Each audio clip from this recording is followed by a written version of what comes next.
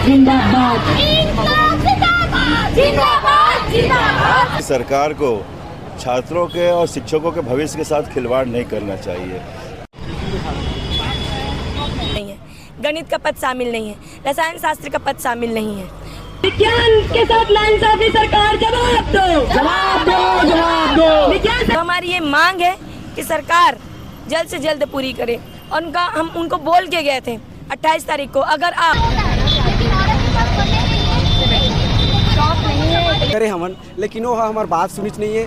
सिर्फ लेटर पे जारी हुई से और कुछ नहीं हुई से। मजबूरी में आके हमला आज ये रोड में भूख प्यास में आप देख सकत हो कैसे धूप है।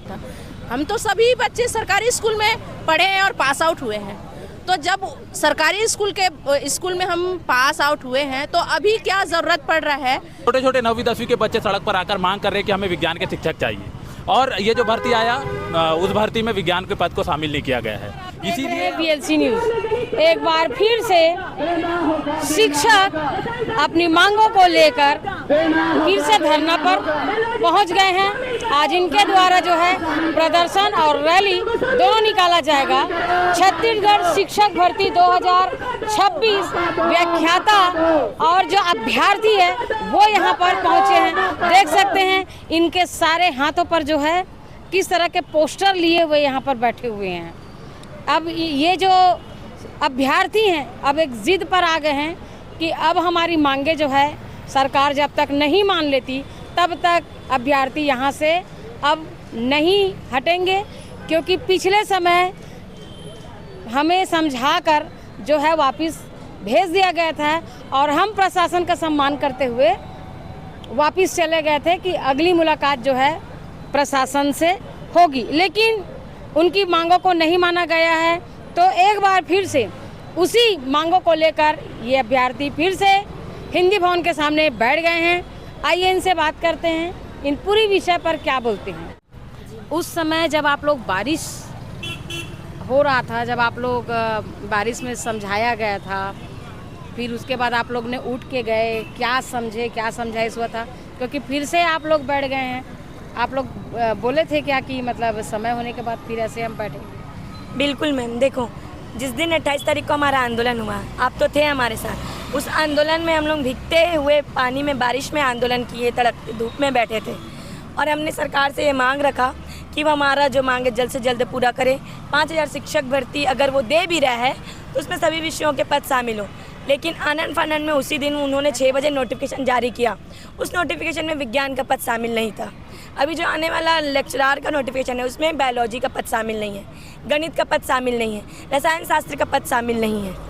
और जो अभी जो नोटिफिकेशन आया है उसमें जो है लिखा गया है कि CTET अभी जो होने वाला सितंबर में उनके अभ्यर्थी जो है इस परीक्षा में अपात्र हैं, मतलब वो फॉर्म भी नहीं भर सके। तो ऐसा तो सरकार नियम लाती है जिससे लाखों अभ्यर्थी जो है मतलब कि परीक्षा दिए भी नहीं हट जाए, इनके मतलब इनके अपात्र हो जाए इनके पदों से। तो हमारी ये मांग है कि सरकार जल्द से जल्द पूरी करे। और हम उनको बोल के गए थे 28 तारीख को, अगर आप सभी विषयों को शामिल नहीं करेंगे, CTET वालों को पात्र नहीं करेंगे, और जो हमारा मांग था कि 5% आयु सीमा में आप छूट नहीं देंगे और 5% छूट नहीं देंगे तब तक हम आंदोलन जारी रखेंगे और लड़ेंगे। लेकिन हमारा मांग पूरा नहीं हुआ है। आज हम फिर मजबूरी में यहाँ तड़कती धूप पर बैठे हैं। विज्ञान संकाय के सदस्य बैठे, सितंबर CTET को पात्र कराने के लिए अभ्यर्थी बैठे हैं। और जब तक सरकार नहीं सुनेगी हम आंदोलन करेंगे और उनसे हम भिड़ेंगे ही। यहाँ क्या सब लोग अभ्यर्थी हैं? बिल्कुल, सब छात्र हैं, सब बेरोजगार हैं और लंबे समय से हम लोग आंदोलन कर रहे हैं। मैम देखो, विज्ञान के पद के लिए 24/8/2025 इसी अगस्त के महीने से आंदोलन कर रहे हैं कि विज्ञान का पद दो, और प्रेम पूर्वक उनको कई बार हम ज्ञापन दे के आए, निवेदन करके आए, लेकिन सरकार सुन नहीं रही है। इसलिए आज हम सरकार को ये दिखाने आए हैं कि युवा ताकत जब बोलती है तो सब सरकार का सिंहासन डोलना उनको पड़ता है और वो डोलेगी ही। आज क्या करने वाले हैं आप लोग? आज फिर से हम मंत्री जी के घर के तरफ आगे बढ़ेंगे। अगर 2 बजे तक सरकार हमसे मिलने नहीं आती है, हमारी मांगों को पूरा नहीं करती है, तो उनके घर तक की तरफ हम जाएंगे और उनको अपना दुख दर्द बताएंगे कि कैसे हम लगातार आंदोलन कर रहे हैं, किस मजबूरी में हम इस तड़पती धूप में बैठे हैं। यही है मैम। पिछले समय भी तो आप लोगों को समझाइश दिया गया था। बिल्कुल, सरकार धोखे पे धोखे दे ही जा रही है और हमको क्या बोल के आप लोगों को शांत किया गया था कि आप लोगों का पद शामिल हो जाएगा, सभी का पद आएगा, इस तरीके से हमको बोला गया था, लेकिन ये तो संपूर्ण तरीके से धोखा ही निकला। क्या बोलना चाह रहे हैं, इसको थोड़ा हटा दीजिए, क्या बोलना चाह रहे हैं? मैं ये बोलना चाह रहा हूँ कि हमने जितना भी मंत्री हवा है, चाहे हम शिक्षा मंत्री की बात करें, चाहे तोखन साहू जी की बात करें, चाहे लक्ष्मी रजवाड़े जी की बात करें, चाहे विष्णुदेव साह जी की बात करें, चाहे शिक्षा सचिव की बात करें, हम सब से मिले के कोशिश करें हमन, लेकिन वो हमार बात सुनिच नहीं है। सिर्फ लेटर पे जारी हुई से और कुछ नहीं हुई से। मजबूरी में आके हमला आज ये रोड में भूख प्यास में आप देख सकत हो कैसे धूप है, पानी बादर के खड़ा है, टेंट भी नहीं है, तो हमारा का करबो अपन दुख ला जताए बर और सरकार ला जगाए बर जो सोए हवा वो जगह पर यहाँ पर बैठे हवन और चाहत हन कि हमार जो मांग है ओला पूरा करे। कतक दिन तक बैठू इसने? अब आज तो अल्टीमेट डेट है, आज बैठबो, अगर नहीं रही तो आगे भी जारी रही, क्योंकि 5000 में तो कुछ होने वाला नहीं है। 5000 भर्ती हो जाए तो लाखों स्टूडेंट कहाँ जाए। ऐसे काबर ऐसे होते, कुछ जानकारी है? का बताते अपात्र काबर बताते?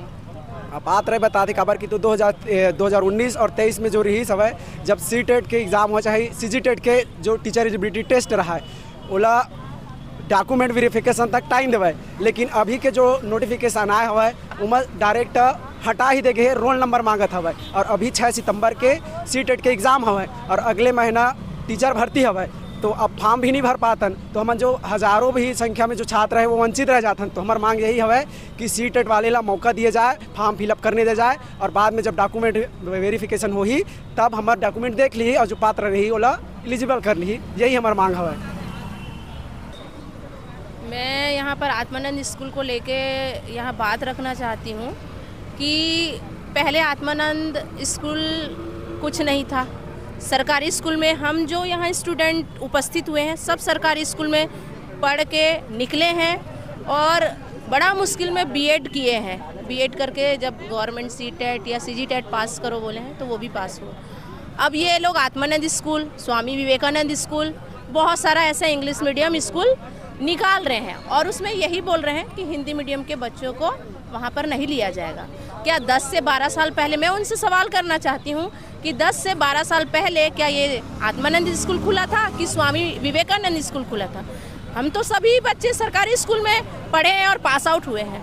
तो जब सरकारी स्कूल में हम पास आउट हुए हैं तो अभी क्या ज़रूरत पड़ रहा है कि हम लोग किसमें क्वालिफिकेशन नहीं है, कि हमारा सिर्फ इंग्लिश मीडियम नहीं है या फिर हम इंग्लिश मीडियम स्कूल में नहीं पढ़े हैं इसलिए हम आत्मानंद स्कूल में अपना क्या बोलते हैं फॉर्म नहीं डाल सकते या वहाँ टीचर नहीं बन सकते हैं?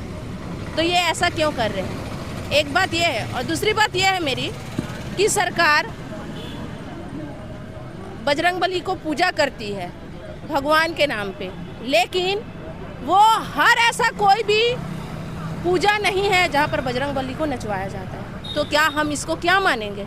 ये लोग एक तरफ बजरंगबली को पूजा करते हैं और एक तरफ बजरंगबली के नाम पे भगवान को नचाया भी जाता है। राजनीति मुद्दे पे मत बात करिए क्योंकि आप एक अभ्यर्थी हैं, अभ्यर्थी की बात करिए क्योंकि आप राजनीतिकरण में अगर बात करेंगे तो अलग बात हो जाएगी, विषय आपका बदल जाएगा। तो यही चीज़ है कि हम यही उनसे बोलना चाह रहे हैं कि हमको भी आत्मानंद स्कूल में मौका दे और जो भी इंग्लिश मीडियम स्कूल खोला जा रहा है हम हिंदी मीडियम बच्चों को वहाँ पर मौका दे ताकि हम वहाँ पर अपना जो हमारा क्वालिफिकेशन है हम अपना फॉर्म भर के हम वहाँ पर टीचर बन सकें।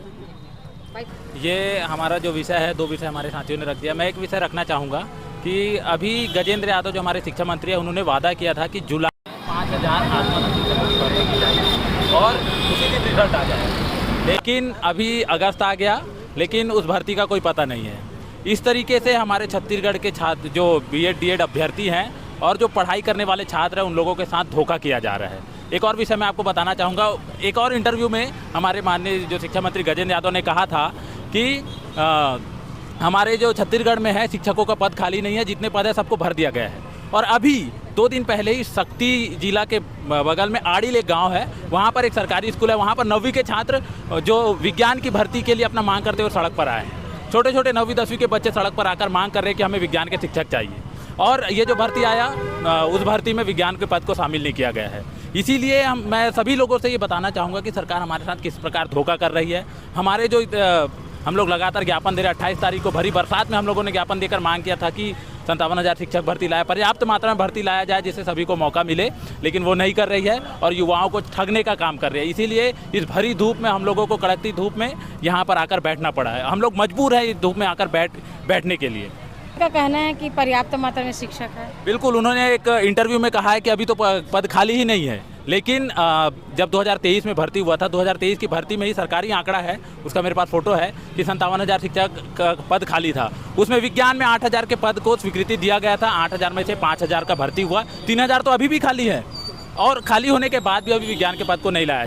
ये तो सरकारी आंकड़ा, अगर हम लोग खुद देखें, पता लगाए तो हो सकता है कि ये जो 3,000 का आंकड़ा वो और ज़्यादा हो जाए। तो इस तरीके से ये जो छत्तीसगढ़ के युवा हैं, BEd के अभ्यर्थी, उन लोगों को धोखा देने का कर रही है।